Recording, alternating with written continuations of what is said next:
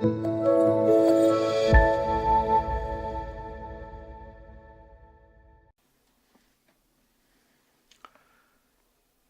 반갑습니다. 자, 우리 오늘 사회복지정책론의 두 번째 수업 시간이죠. 자, 55번 봅니다.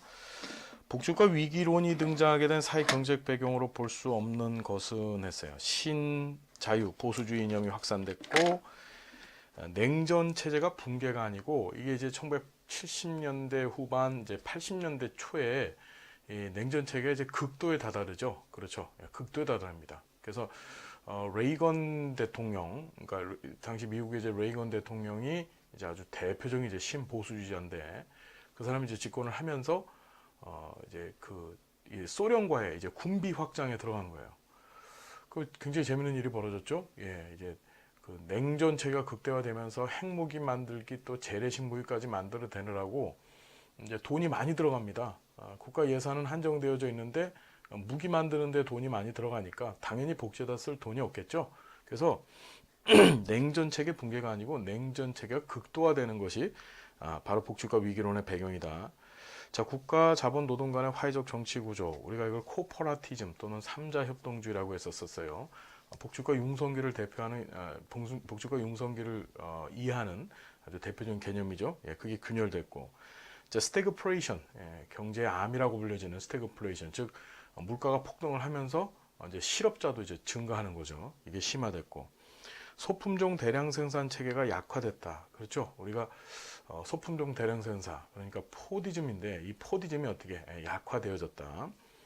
자, 56번 복지국가 위기의 원인을 옳지 않은 것은 경기 침체와 국가 재정 위기, 관료 및 행정기구의 팽창과 비효율성.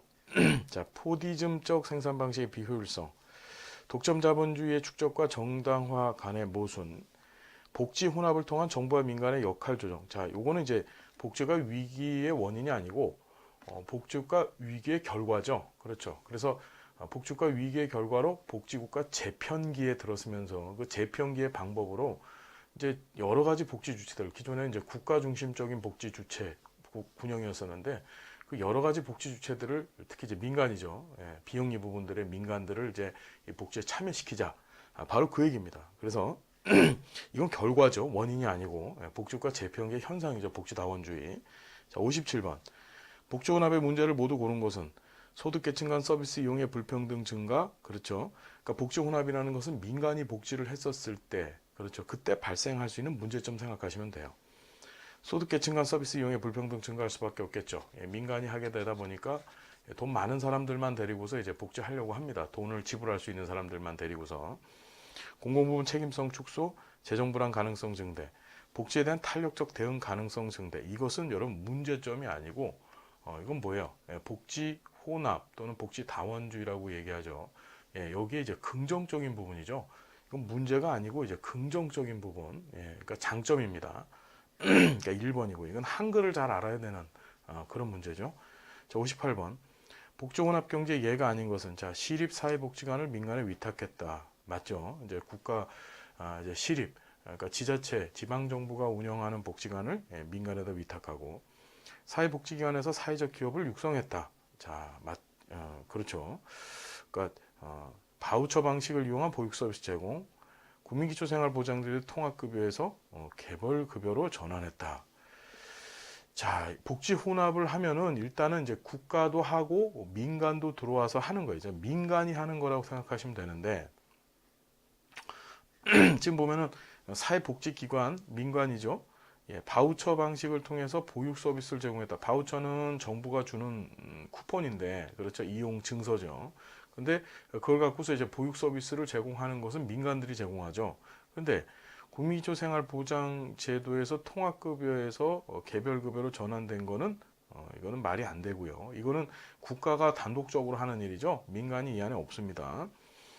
이 58번 문제도 사실 틀렸어요. 왜냐하면은 노인 장기 요양 보험을 활용한 노인 요양병원 운영이라고 했는데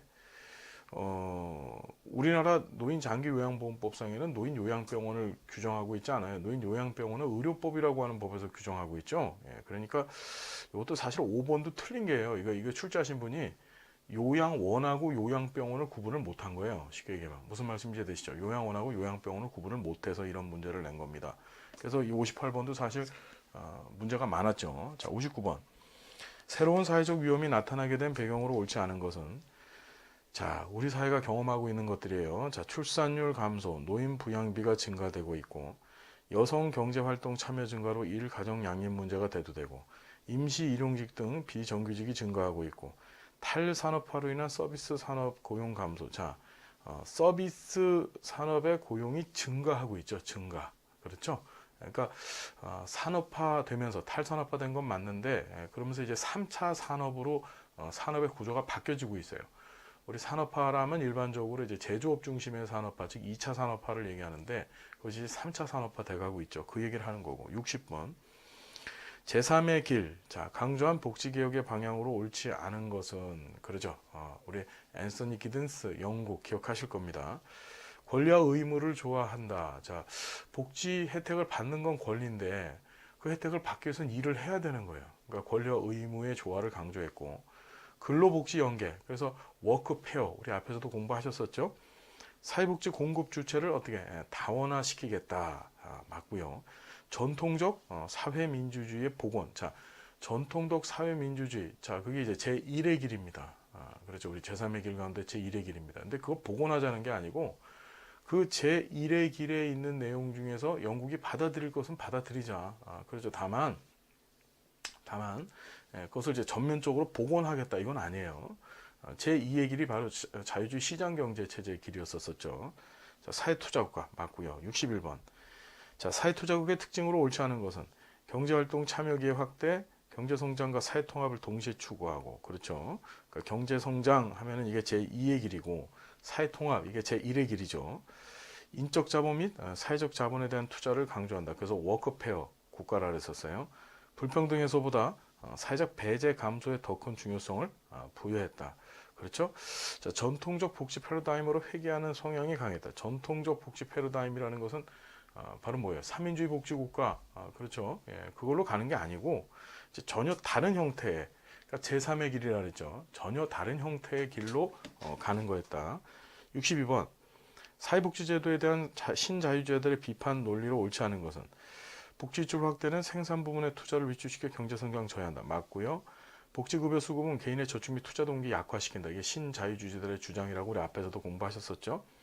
복지급여 수급으로 시간당 임금이 변화되는, 자, 대체 효과가 커져서 근로동기가 줄어든다. 자, 복지급여 수급으로 시간당 임금이 변화되는 대체 효과가 커진다. 그래서 근로동기가 줄어든다. 자, 대체 효과 발생할 수 있습니다. 그런데 이것은 근로동기를, 그러니까 보시면은 시간당 임금이 변하는 대체 효과가 커져서 근로동기가 줄어든다. 대체 효과, 소득 효과 다 발생할 수 있다 그랬죠. 그러니까 대체 효과라는 것은 시간당 임금의 변화를 뜻하는 것이 아니고, 그건 소득 효과에 관한 얘기죠. 대체 효과라는 것은 내가 이 그 여가 시간과 근로 시간을 놓고 봤었을 때, 근로 시간에 근로하지 않고 그걸 여가 시간으로 갖는 게 더 바람직하다고 생각하는 게 대체 효과라 했었어요. 그죠? 자, 그렇게 됐었을 때 근로 동기가 줄어드는 건 맞습니다. 근데 시간당 임금이 변화되는 것은 이건 소득 효과에 관한 얘기죠. 제한화 서비스에 대한 수급자들의 선택을 왜곡시켜 비효율적 배분을 증대시키고, 맞죠? 조세 및 보험의 부담을 피하기 위해서 지하경제 규모가 커질 가능성도 높다. 다 맞고요. 자, 소득효과, 대체효과 꼭 기억하십시오. 63번. 신자유주의가 지향하는 정책적 특성으로 옳은 것을 모두 고른 것은, 자, 시장의 자율적 경쟁 강조한다. 신자유주의는 복제하지 말고 이제 경제 발전에 좀 초점을 주자 이거죠. 작은 정부, 그렇죠. 복지국가는 국민의 책임보다 권리를 더 강조한다고 비판하고, 복지 제공에서 보편주의를 주장하는 게 아니고 뭐야? 선별주의를 주장하죠. 그렇죠? 자, 64번. 다음에서 설명하는 이념은, 자, 자본주의는 긍정을 하지만 사회복지 정책에 대해서는 부정적이다. 시장 개방, 노동 유연성, 탈규제, 민영화 등의 정책을 선호하는 거, 바로 신자유주의. 그렇죠? 경제적 개념으로는 신자유주의, 정치적 개념은 이제 신보수주의자들이 이렇죠. 65번. 후기 산업사회의 특징이 아닌 것 했습니다. 노인 부양비가 감소한다. 자, 후기 산업사회, 바로 지금을 얘기하는 거죠. 노인 숫자가 늘어나면서 전체 인구에서 차지하는 노인들의 숫자가 증가하면서 그러니까 평균 수명도 증가하고 원인이죠. 그러니까 노인 부양비는 증가하고 있고 인간 욕구가 다변화되고 있습니다. 그래서 어떻게 포스트 포디즘, 네오포디즘이 등장을 했죠. 그래서 어떻게 되나요? 다품종 소량 생산 체계로 서비스의 종류가 많아졌죠. 자, 가족 해체 현상이 증가했다. 세계화에 따른 경쟁이 심화됐고 아동 및 노인에 대한 가정 내 돌봄 여력이 감소되어졌기 때문에 국가 사회가 해당 부분을 어떻게 책임져야 되는 상황이 벌어진 거예요. 66번 최근 20년간 우리나라 사회복지정책의 환경 변화에 관한 설명으로 옳지 않은 것 했습니다. 전 인구 중 노인의 비율이 높아졌다. 그렇죠. 고용 안정성에 대한 정책적 대응 필요성이 높아졌고 고용 안정성이 많이 떨어진 거죠. 다양한 문화적 배경의 사회 구성원이 증가했고 저출산 현상이 주요 사회 문제로 등장하게 됐고 높은 수준의 경제 성장이 지속됨에 따라 복지 지원 마련이 용이해졌다. 우리나라 아시겠지만 지금 3% 경제 성장을 이루지 못하고 있죠. 많아야 한 2% 초반대 성장을 이루다 보니까 가장 큰 문제가 뭐냐면은 이 복지 관련 재원을 어디서 마련하느냐. 그래서 증세 얘기만 지금 하고 있습니다. 증세. 그러니까 경제가 선순환으로 이렇게 돌아가면서 거기서 생겨진 어떤 뭐 부가세 등을 포함한 그런 어떤 세금이 재원이 되어지는 것이 아니라 이건 사람들한테 돈을 더 걷어야 됐다. 그냥 강제로. 그래서 증세 부분에 대한 논의만을 지금 하고 있죠. 자, 그래서 5번이 틀렸고 67번. 자, 이것도 15의 문제인데요. 최근 10년간 우리나라 사회복지정책의 변화에 관한 설명을 옳은 것은 고용 불안정의 심화로 사회보험제도의 기반이 견고해지고 있다. 자, 고용 불안정의 심화 맞죠? 사회보험제도의 기반이 깨져나가고 있죠. 그래서 요새 어떻게 돼요? 이제 국민연금 또 뭐 두리누리 그 뭐 지원 뭐 이래가지고서 이게 국민연금료를 정부에서 대주는 막 이런 일까지 벌어지고 있어요 지금. 사회복지정책의 총 지출이 감소하는 추세에 있다. 자, 증가하는 추세에 있죠 지금. 근로빈곤층 지원제도가 약화되고 있다. 자, 이것도 증가하고 있어요. 일을 하는데도 불구하고 빈곤한 상태에 머무르는 사람이 많아진다는 얘기죠. 복지정책 대상의 초점이 지자체의 자체적인 복지 사업이 증가하고 있다. 자, 이거 중요한데요. 지자체의 자체적인 복지 사업이 증가하는 추세에 있다. 복지 정책 대상의 초점이 극빈층으로 변화하고 있다. 자, 이거 되게 중요한 문제인데요. 답이 이게 4번으로 되는데 5번이에요. 5번. 복지 정책 대상이 그러니까 옳은 것이라 그랬죠. 옳은 거. 죄송합니다. 4번이 옳죠. 그죠? 맞습니다. 4번이 맞네. 지자체의 재량이 많아지면서 지자체 사업이 증가하고 있고 복지 정책 대상의 초점이 극빈층으로 변화하고 있다가 아니라 전체 국민으로 보편화되어져 가고 있죠. 근로빈곤층 지원제도가 약화되는 게 아니라 강해지고 있고 총지출이 감소하는 게 아니라 증가하고 있고 그죠? 기반이 견고해지는 것이 아니라 지금 많이 무력화되어져 가고 있다. 자, 68번 사회복지정책 형성의 과정의 단계로 옳은 것은 했습니다. 자, 맨 처음에 사회 문제가 있고 그 다음에 의제가 형성이 되어지고 그걸 갖고서 이제 정책 입안이라고 하는 것이 이제 정책 대안을 형성한다는 말과 똑같아요. 그리고 정책 결정하고 정책 집행하고 정책 평가하는 순입니다. 그 답은 5번이죠. 자, 69번 봅니다. 사회복지 정책의 아젠다 형성 과정에 관한 설명으로 옳은 것 했습니다. 아젠다 형성 과정은 대안 구체화 과정보다 상대적으로 정치적 성격이 약하다. 자, 우리 되게 중요한 게 사회복지 정책 과정은 다 정책 성격이 강했었죠. 그렇죠. 정책 성격이 강했는데 이 대안을 형성할 때만큼은 전문가들이 나서서 그러니까 해당 분야 무슨 교수나 또는 연구자들이 나서서 대안을 형성하는 거죠. 대안을 선택하는 정책 결정이 아니고 대안을 형성하는 데 있어서는 어떻다. 이런 연구자들 전문가들이 하기 때문에 정치적 성격이 약했다. 정치적 성격이 기억하실 거예요. 대안 형성 과정만 정치적 성격이 없습니다. 기억하십시오. 콕 로스의 외부 주도형 아젠다 형성 모델은 후진국에서 본다. 우리가 로스하고 로스가 아젠다 형성 모형 세 가지 제시했죠. 이게 외부 주도형, 내부 접근 모형, 동원 모형 이렇게 세 가지 제시했는데 후진국형 모형은 이제 동원 모형이죠. 정부가 정보 아젠다를 만들면 그걸 그걸 갖고서 어떻게 공공 아젠다화 시키는 게 바로 이제 후진국형 바로 동원 모형이었었어요. 아젠다 형성 과정에서의 초기 이슈는 변화될 가능성이 있죠. 그렇죠. 자, 정책 과정에 등장한 모든 아젠다가 법이나 제도로 만들어지는 것은 아니다. 그렇죠. 그러니까 우리가 폐기되는 아젠다도 있었어요. 뭐 가짜 아젠다. 그러니까 죄송합니다. 아젠다가 모두 만들어지는 것은 아니고 여기서 이제 폐기되는 아젠다가 있었었죠. 어떤 정치 체계든지 체계의 편향성을 가지며 이는 아젠다 형성을 활성화시킨다. 자, 이거 중요한데요. 어떤 정치 체계든지 간에 체제의 편향성을 갖는다. 어떤 정치 체계든지 체계의 편향성을 갖는 건 아니고요. 편향성을 갖는 체계들도 있어요. 이는 아젠다 형성을 활성화시킨다고 했는데 편향성을 갖게 되면 일단은 아젠다 형성을 즉 의제화시키는 데 있어서 어려움을 많이 겪겠죠. 저 북한 좀 보세요. 북한 체계가 굉장히 편향성이 심하죠. 그렇죠. 그 김정은 씨 그 배 나오신 아저씨 혼자서 다 독단적으로 의사결정을 하는 구조야. 자, 그러다 보니까 거기서는 잘못해갖고 이런 것 좀 했으면 좋겠습니다 하면 바로 어떻게 되죠? 예, 총살당합니다. 그렇죠. 그래서 아젠다 형성이 활성화가 안 되는 거예요. 정치 편향성을 가지면은.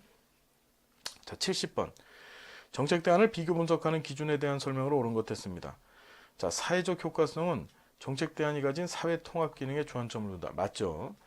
정치적 실현 가능성은 정책 대안이 사회계층 간 불평등을 얼마나 시정할 수 있을까에 관련된다. 불평등을 얼마나 실현한다는 게 이게 사실은 이제 사회적 효과성에 해당하는 것이고, 그렇죠. 정치적 실현 가능성이라고 얼마나 많은 사람들한테, 즉 대중들한테 이걸 지지받을 수 있을 것인가. 그게 정치적 실현 가능성이죠. 효율성은 정책 대안이 가진 기술적 문제와 정책 대안입니다. 정책 대안이 가진 기술적 문제, 집행 가능성 모두와 관련된다. 기술적 문제와 집행 가능성, 이거 이제 기술적 실현 가능성에 관한 얘기죠. 그래서 효율성이라는 것은 투입 대비 산출. 그래서 적은 투입을 갖고 더 많은 산출을 어떻게 만들어낼 것인가의 개념이 효율성이었었어요. 사회적 형평성은 정책 대안이 가진 정책 수용 가능성, 이건 정치적 실현 가능성에 관한 얘기고, 기술적 실현 가능성은 정책 대안이 문제 해결을 위한 복지 서비스를 최대한으로 창출해낼 수 있는지를 중시한다. 이건 이제 효율성에 관한 얘기죠. 기술적 실현 가능성이라는 건 현재 우리가 가지고 있는 기술을 가지고서 과연 이 만들어진 정책 대안을 실제로 수행할 수 있을까? 그게 이제 기술적 실현 가능성이죠. 자, 71번. 사회복지 정책의 대안을 개발할 때 활용할 수 있는 방법 모두 보는 것은 과거 정책 검토하기도 하고 해외 정책 사례 보기도 하고 사회과학적 지식을 써먹기도 하고 직관적 방법도 해당된다는 거 기억하세요. 이거 직관적이 아닌 것 같은데 자, 직관적 방법도 쓸 수 있습니다. 자, 72번 이거 중요하죠. 공익을 바라보는 관점에서 정책 기획과 역할 또는 주요 가치 연결로 옳은 것, 이게 개인주의적 견해 참여 가치 요거였었죠. 우리 공익에 대한 관점 좀 수업 시간에도 공부하셨는데 잘 좀 봐두세요. 시험에 또 나올 가능성이 많습니다. 자, 73번 정책결정 이론. 우리가 행정론에서는 이것을 의사결정 이론이라고 공부하셨죠. 자, 이게 굉장히 중요하죠. 시험 문제 반드시 하나 내지 두 문제는 등장을 하는데 옳은 것을 모두 고른 것은 자, 최종 모형. 정책 결정은 과거의 정책을 점증적으로 수정하는 방식으로 이루어진다. 이건 점증 모형에 관한 얘기죠. 합리 모형, 목표 달성을 극대화할 수 있는 최선의 정책 대안을 찾을 수 있다라고 보죠. 맞죠? 자, 호남 모형, 정책 결정에 드는 비용보다 효과가 더 커야 된다. 이건 합리 모형의 관점이죠. 자, 만족 모형, 정책 결정자가 완전한 합리성을 갖고 있지는 않다. 맞죠? 그래서 우리가 뭐라 그랬어요? 이것을 만족 모형에서는 제한된 합리성이라고 우리 공부하셨습니다. 우리 합리 모형은 합리성, 그렇죠? 그 다음에 이 만족 모형은 제한된 합리성, 인간관이죠 이게. 그러니까 정책 결정가에 대한 관점. 점증 모형이 이제 비합리성이죠. 자, 기억하시고 74번 정책 결정 이론 모형에 관한 설명으로 오는 것은 합리 모형. 인간의 제한적 합리성을 전제로 해서 정책 대안 선택한다. 자, 제한적 합리성, 이건 만족 모형에서 쓰는 말이죠. 만족 모형, 주어진 상황에서 목표 달성을 극대화하는 최선의 정책 대안을 찾아낼 수 있다. 최선의 정책 대안에 관한 얘기가 합리 모형이고요. 점증 모형, 과거의 정책을 약간 수정한 정책 결정이 이루어지고 여론의 반응에 따라서 정책 수정을 반복한다. 맞죠? 그러니까 점증 모형은 과거 정책을 약간씩 고치는 거고 그다음에 정치적 지지를 받기 위해서 여론이 이건 좀 나쁜데 이러면 그걸 조금씩 또 고쳐나가는 겁니다. 그게 점증 모형이죠. 최종 모형. 조직화된 무정부 상태 속에서 정책이 우연히 결정된다. 이건 쓰레기통 모형에 관한 얘기죠. 쓰레기통 모형, 함정 요소와 초함정 요소를 바탕으로 한 질적 모형이다. 이건 최종 모형에 관한 얘기죠. 최종 모형. 75번. 다음에서 설명하는 정책 결정 이론을 했습니다. 정책 결정 과정에는 정책 대안의 흐름, 문제의 흐름, 정치의 흐름, 정치의 흐름, 그러니까 세 가지 흐름이 있다 그랬죠? 이거 꼭 기억하셔야 돼.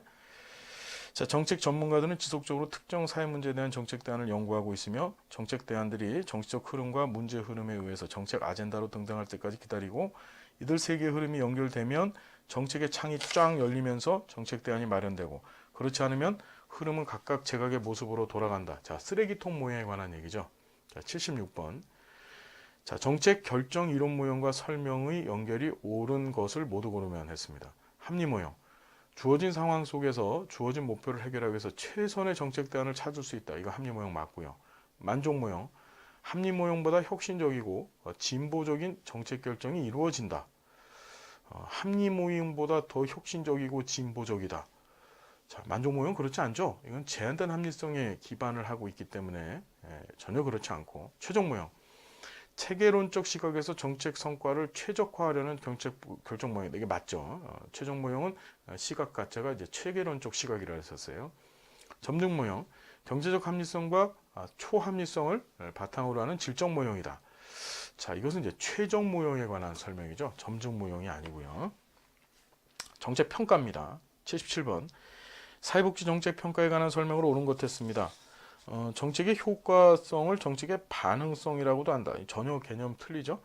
비효율적인 정책은 효과적인 정책이 될 수가 없다. 이건 척도 기준이 효과성이냐 효율성이냐는 전혀 개념이 틀립니다. 그죠? 효과성은 목표의 달성 정도고 효율성이라는 것은 이제 투입 대비 산출이기 때문에 효과성이 높은 게 효율성이 좋을 수도 있고 효율성이 높은 게 효과성이 낮을 수도 있어요. 그죠? 적절성은 소득 재원배 정도를 평가하기 위한 기준이다. 효율성은 수단이라기보다는 그 자체가 목표다. 수단이죠. 사회 효과성은 보편주의에서, 비용 효과성은 선별주의에서 더 중요시한다. 요거 공부하셨죠? 사회적 효과성, 통합성을 강조하는 거고, 그렇죠? 사회 통합을. 자, 비용 효과성이라는 것은 이제 효율성적 관점이 더 강하다 그랬죠. 자, 요거 중요합니다. 5번. 5번이에요, 답은. 78번. 사회복지 정책에 대한 설명으로 옳은 것을 모두 고른 것은 자, 정책 평가는 가치 지향적이다. 가치 지향적, 띄지 않는다. 가치 지향적 성격을 띠죠. 정책 평가란 정책 활동의 가치를 가늠하기 위한 정보 수집 분석 해석 활동이다. 맞죠? 정책 평가의 유용성은 정책 담당자의 평가 결과 사용 의지 유무에 영향을 받죠. 그래서 가치 지향적인 거야. 좁은 의미의 정책 평가는 정책이 원래 해결하고자 했던 문제를 얼마나 해결했는지를 평가하는 것이다. 맞죠? 자, 답은 몇 번? 예, 3번이고 79번. 사회복지 정책 평가 유형에 관한 설명을 옳은 것 했습니다. 과정 평가는 최초의 정책 목표 달성 여부를 평가하는 것이다. 이건 이제 결과 평가, 총괄 평가에 관한 얘기죠. 효율성 평가는 정책 목표 달성을 위한 비용 대비 편익을 보는 것이다. 맞고요. 효율성 평가는 정책 집행 과정에 문제점을 찾는 데 효과적이다. 집행 과정의 문제점을 찾는 것은 형성 평가에 관한 얘기죠. 그렇죠. 자, 효과성 평가는 정책 목표의 달성 여부를 비용 측면에서 달성하는 거죠. 돈 갖고서 따지는 것은 이건 효율성이죠. 효율성 평가고. 자, 효과성 평가는 정책 성과를 화폐 단위로 환산하기 쉬운 경우에 적절하다. 돈으로 계산하는 거, 화폐로 계산하는 거, 경제적으로 계산하는 거 전부 다 효율성이었습니다. 자, 80번. 사회복지정책 평가에 대한 설명으로 옳은 것을 모두 고른 것은 자, 평가 유형의 결정은 평가 목표나 평가 대상의 결정 이전에 선행되어야 된다. 잘못됐죠. 그러니까 평가 목표나 그러니까 평가 유형의 결정이 평가 목표나 평가 대상의 결정 이후에 선행되는 거죠. 이후에 만들어지는 거죠. 자, 그 다음에 평가 목표는 정책 평가적 결정이나 평가의 기준 설정에 영향을 미친다. 맞고요. 일반적으로 과정 평가는 양적 평가 방법에 총괄 평가는 질적 평가 방법에 주로 의존한다라고 했습니다. 과정 평가가 질적 성향이 강하고요. 그 다음에 총괄 평가가 양적 성향이 강합니다. 이건 좀 기억하세요. 그러니까 총괄평가는 다 끝낸 다음에 야, 자 이거 몇 프로 해냈어. 그렇죠. 양적으로 계산하는데 과정평가는 중간중간 하면서 야 이거 잘했어 못했어 이걸 따지죠. 그러니까 질적 성향이 강한 거예요. 과정평가는. 근데 이 총괄평가 결과평가는 양적 속성이 강합니다. 자, 거꾸로 됐죠. 자, 평가는 정책 담당자, 정책 대상자 및 지역 주민 등 다양한 인적 요인의 영향을 받는다. 맞죠? 81번.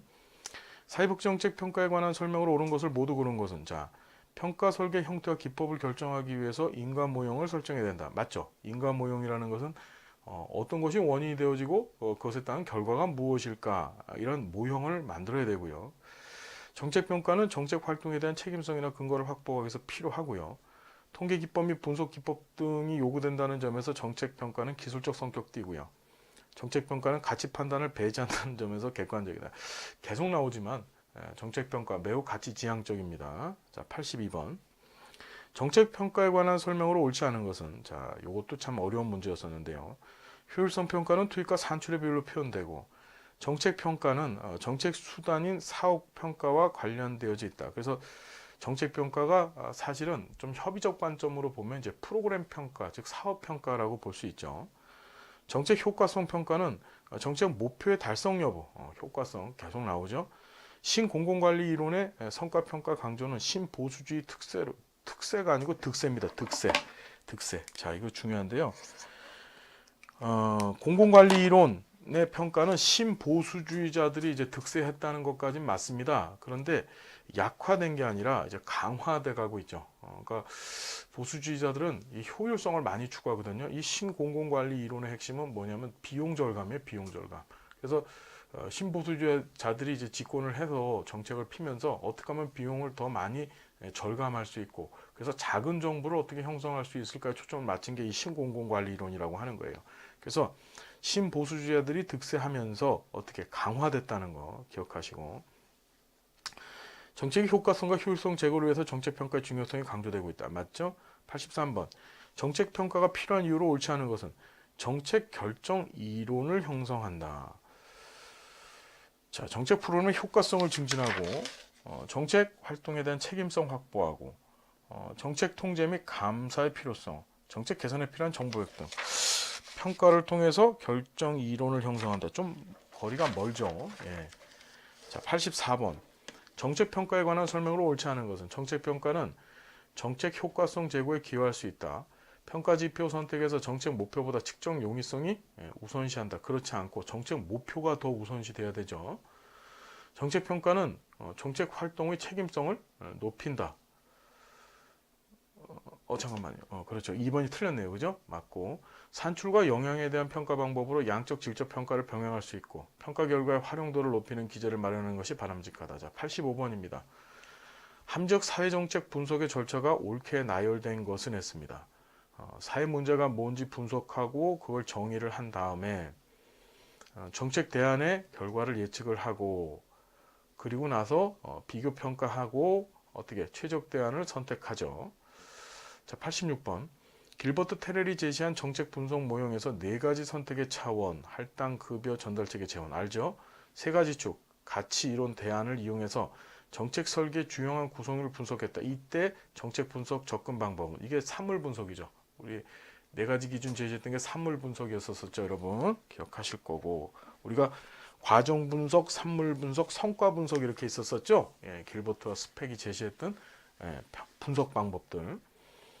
87번. 길버트 테렐이 말한 사회복지 정책에 대한 분석적 접근 방법을 모두 고른 것은 과정, 산물, 성과. 여기 나왔네. 자, 인식 분석이란 건 없습니다. 88번. 정책 분석을 과정, 산물, 성과 분석으로 구분할 때 이에 관한 설명으로 옳은 것은 자, 과정 분석은 정책의 운영과 관련된다.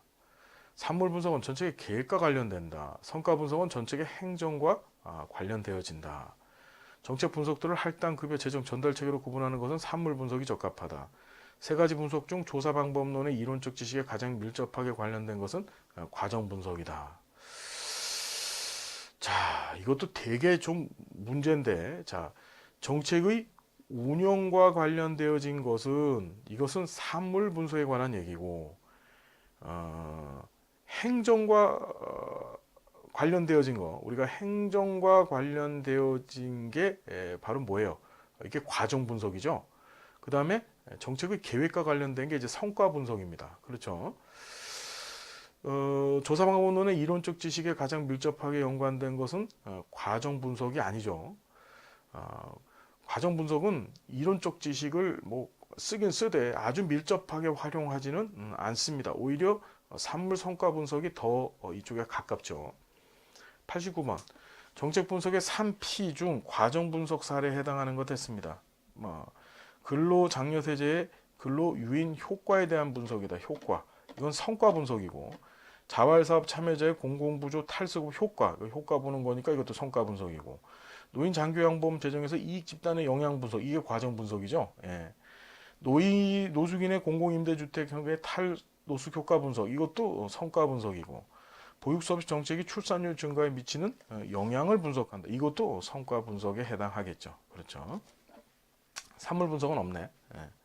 자, 그다음 90번. 사회복 정책에 대한 분석적 방법 중에서 산물 분석에 관한 예로 옳은 것을 모두 고른 것 했습니다.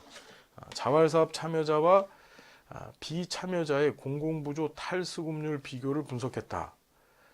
자활사업 참여자와 비참여자의 공공부조 탈수급률을 비교 분석했다. 이거는 성과 분석에 해당하는 거고, 국민적 생활보장에 대한 형성 과정을 분석했다. 요게 바로 이제 과정 분석이죠.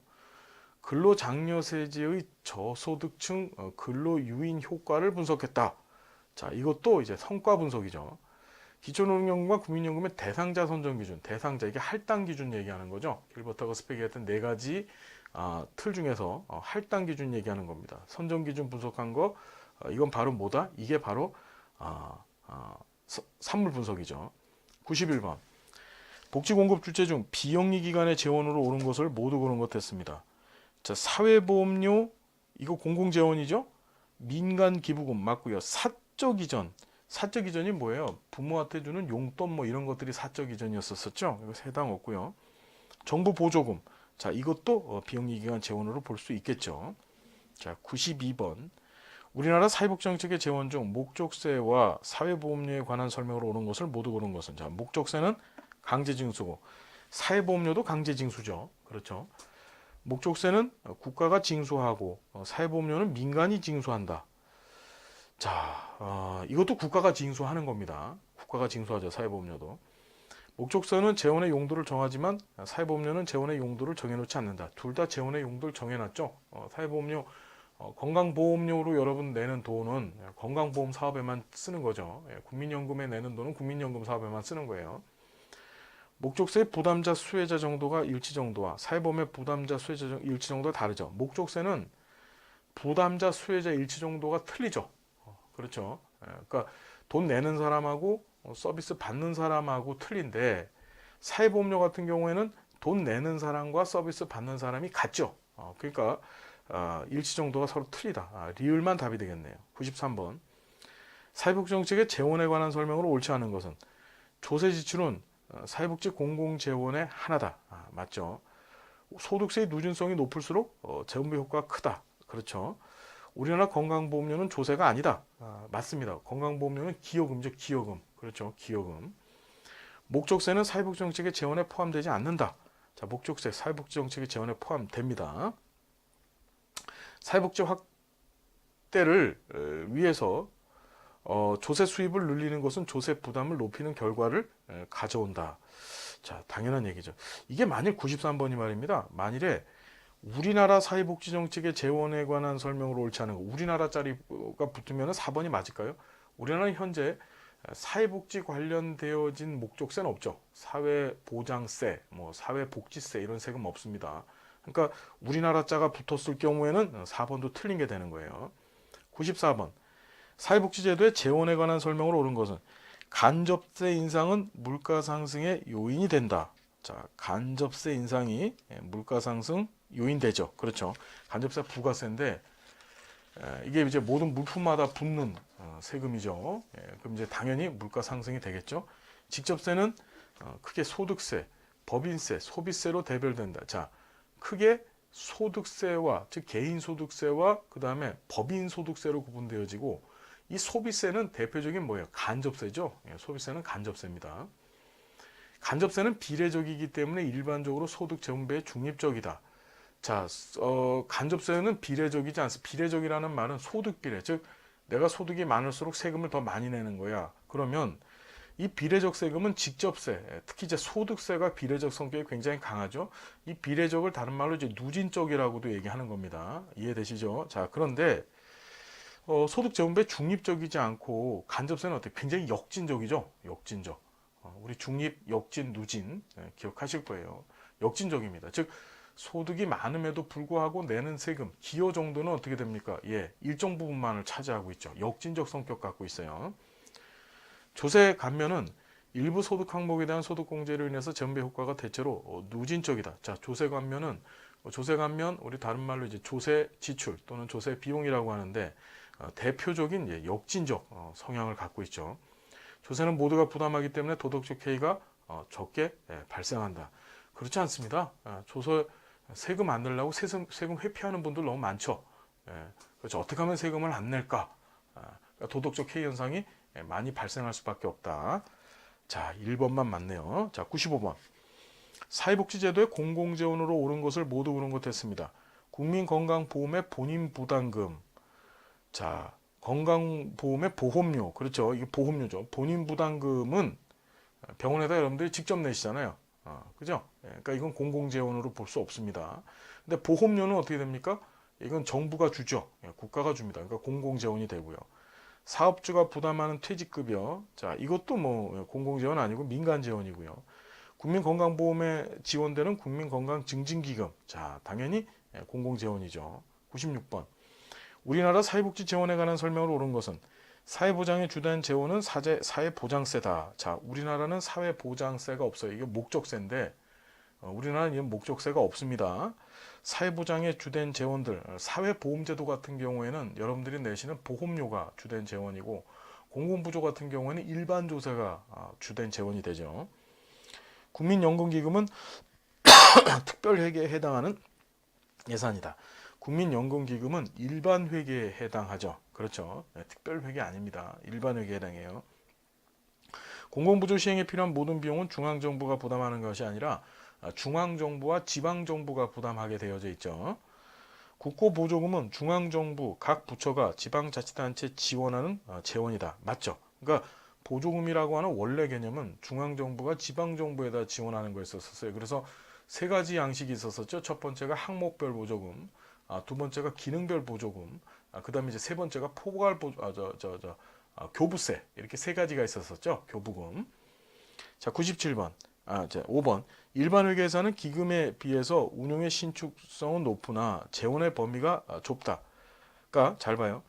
일반 회계 예산은 기금에 비해서 운용의 신축도가 낮아요. 재원의 범위는 넓습니다. 무슨 얘기인지 되시죠?